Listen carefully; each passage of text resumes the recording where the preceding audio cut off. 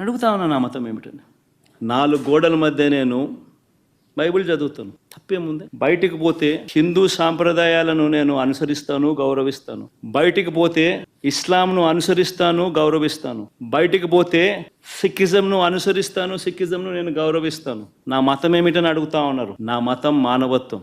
డిక్లరేషన్లో రాసుకుంటానేమో రాసుకోండి. భారతదేశం కాన్స్టిట్యూషన్ నేను ఒకసారి చదువుతా. According to the preamble India is a sovereign socialist secular democratic republic. Secular అనే పదానికి అర్థం తెలుసని అడుగుతా ఉన్నా. గుడికి పోయే వ్యక్తిని నువ్వు ఏ మతము అని అడుగుతా ఉన్నావు.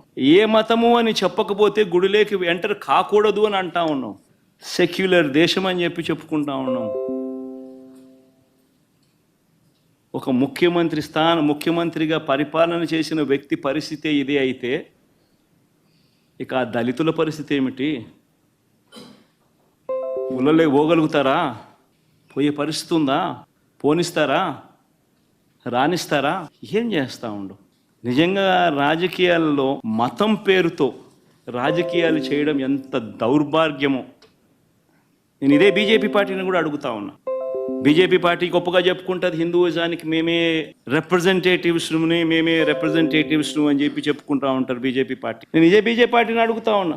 మీ కళ్ళ ఎదుటే అయ్యా బీజేపీ పార్టీ, మిమ్మల్ని అడుగుతా ఉన్నా. ఈరోజు మీ కళ్ళ ఎదుటే మీ ఎన్డీఏ కూటమిలో భాగంగా ఉన్న వ్యక్తే తిరుపతిలో వెంకటేశ్వర స్వామి విశిష్టతను, తిరుపతి లడ్డు పేరు ప్రఖ్యాతలను, వెంకటేశ్వర స్వామి వైభవాన్ని దగ్గరుండి అబద్ధాలు చెబుతూ యానిమల్ ఫ్యాట్ వాడకపోయినా కూడా వాడినట్టుగా, లడ్డూలు తయారైనట్టుగా ఇన్ని ఆధారాలతో సహా రుజువు అవుతా ఉన్నా కూడా అబద్ధాలతో దుష్ప్రచారం చేసి తిరుపతి వెంకటేశ్వర స్వామిని అపవిత్రం చేసిన ఈ చంద్రబాబు నాయుడు గారిని ఎందుకు మీరు మందలించలేకపోతా ఉన్నారు? ఎందుకు మీరు వెనకేసుకొని వస్తూ ఉన్నారు? హిందూయిజంకు మీరే టార్చ్ బేరర్స్ అని చెప్పుకుంటారు. అంటే మీ వాళ్ళు ఏం చేసినా కానీ పర్వాలే, మిగిలిన వాళ్ళు ఏం చేసినా కూడా తప్పే. ఇదెక్కడ హిందూయిజం? ఆలోచన చేయమని అడుగుతా ఉన్న ఈ సోకాల్డ్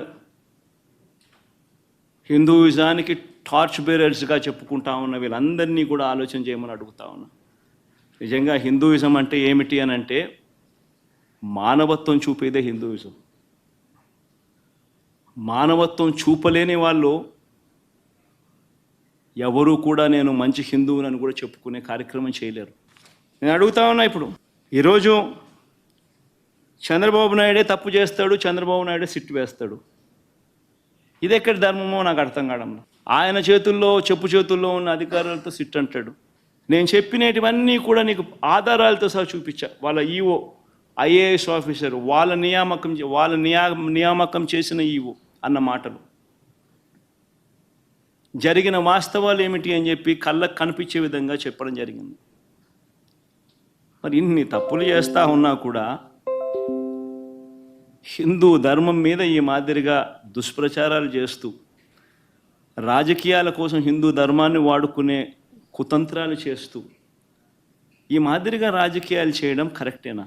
ప్రతి ఒక్కరు ఆలోచన చేయమని అడుగుతా ఉన్నాం. నన్ను గుడికి పంపించినా పంపించకపోయినా కానీ చంద్రబాబు నాయుడు చేసిన పాపాన్ని రాష్ట్ర ప్రజల మీద పడకుండా ఉండేందుకు వైఎస్ఆర్సీపీని ప్రేమించే ప్రతి అభిమానికి చెప్తా ఉన్నా, రాష్ట్రం మీద అభిమానం ఉన్న ప్రతి ఒక్కరికి కూడా చెప్తా ఉన్నా, మీ నియోజకవర్గాలలో మీ ప్రాంతాల్లో మీ గ్రామాలలో మీరు అక్కడి గుళ్ళల్లోకి వెళ్ళి మీరు పూజలు చేయండి, దేవుణ్ణి అడగండి, దేవుణ్ణి ముక్కండి. చంద్రబాబు నాయుడు తప్పు చేశాడు, మేము కాదు తప్పు చేసింది.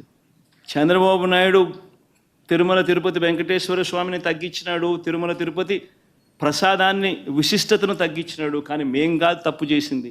ఆ దేవుని కోపం ఏదైనా ఉంటే అది చంద్రబాబు నాయుడు వరకే పరిమితం కావాలి తప్ప రాష్ట్రం మీదకి రాకుండా పూజలు చేయమని చెప్పి ప్రతి ఒక్కరిని కూడా కోరుతా ఉన్నాం.